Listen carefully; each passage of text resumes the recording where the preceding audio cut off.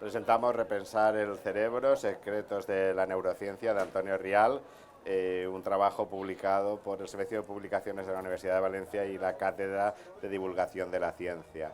Antonio, bienvenido. Bien hallado, Manolo, muchísimas gracias por invitarme. Sí. Y te oímos en vivo y en directo, ya no te oímos a través de las ondas. Sí, en Radio Radio Nacional. Nos acompañes en Radio Nacional. Sí. Repensar el cerebro, vamos a repensar.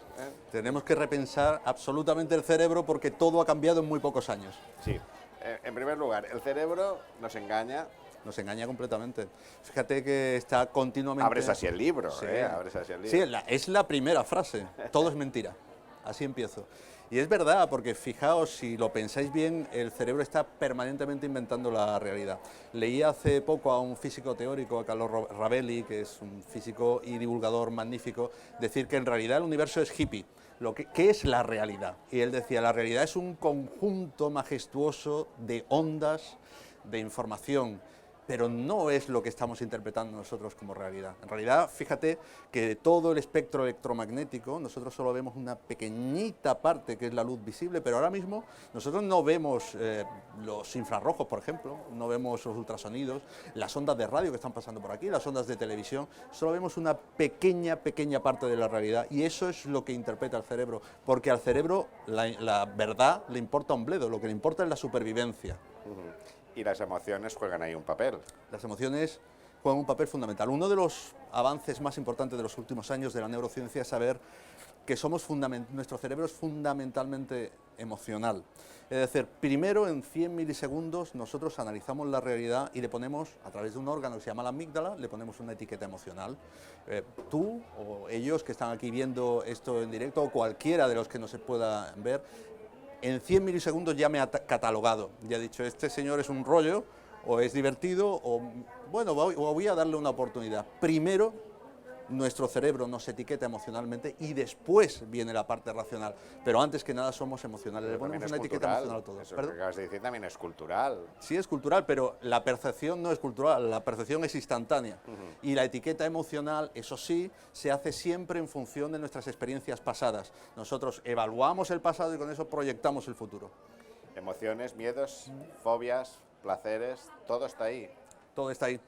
Todo está ahí, todo está en nuestra vida. Fíjate que nuestro cerebro es narrativo. Nuestro cerebro tiende siempre a dar coherencia al mundo creando una historia, y cuando en esa historia falta algo lo inventa. Nuestro cerebro no le gusta nada los datos aislados, tiene que estar todo relacionado, es un cerebro asociativo, es decir, que buena parte de nuestra memoria, buena parte de lo que hemos vivido y que hemos olvidado, lo estamos inventando. En realidad nuestra memoria, a través de un órgano especializado, que es el hipocampo, que gestiona básicamente nuestra memoria, cuando recuperamos parte de nuestra memoria biográfica, estamos reescribiéndola, es como un documento Word. Cuando recuperamos una memoria la reescribimos, y la reescribimos en función de las emociones. Decías tú. O nos mentimos. Nos mentimos continuamente, somos unos grandes mentirosos. De hecho, ya en Estados Unidos hay un planteamiento importante en ética y en leyes, y es qué valor tiene el testimonio de un testigo en un juicio.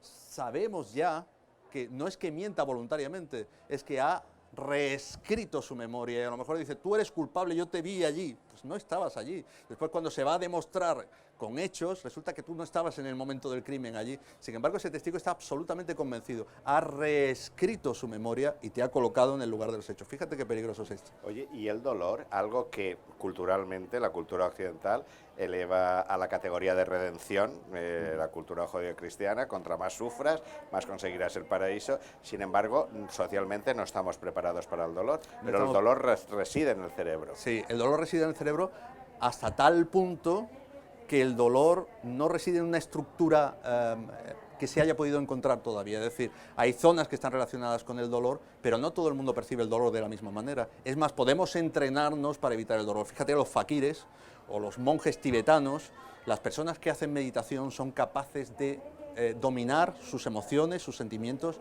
y también su dolor. Es decir, forma parte de nuestra cultura.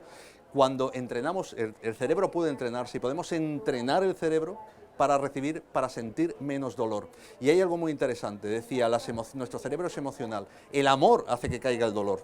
Hay unos experimentos muy divertidos y muy interesantes, que es que cuando a una persona, a voluntarios en experimentos, esto de los voluntarios, los pobrecitos los machacan.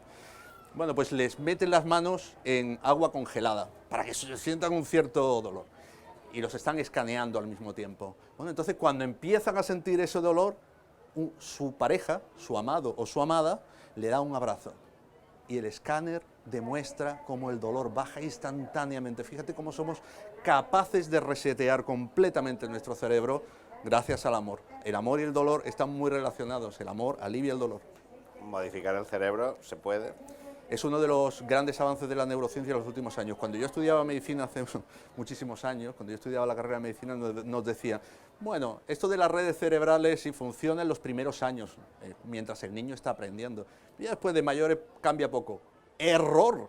Cambia continuamente. Nuestro cerebro es absolutamente plástico y podemos resetear el cerebro continuamente. Es más, debemos hacerlo. Para rejuvenecer nuestro cerebro, para vernos libres de enfermedades neurodegenerativas, hay que entrenar el cerebro. Y esto se hace mediante, hay muchas fórmulas. La primera, estar rodeado de gente que nos quiere. La segunda, el ejercicio físico y también la meditación. Hay que aprender de la cultura oriental. Es limpiar. Limpiar.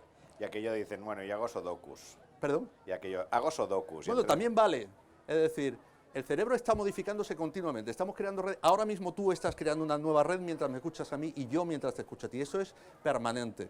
Deberíamos, se recomienda ya a partir de los 40 o 50 años, todos deberíamos hacer nuevas redes neuronales, como, por ejemplo, aprendiendo un idioma nuevo o aprendiendo a tocar un instrumento, porque hay algo que es tremendo. Como nuestro cerebro gasta mucha energía respecto a nuestro cuerpo, es muy vago para ahorrar.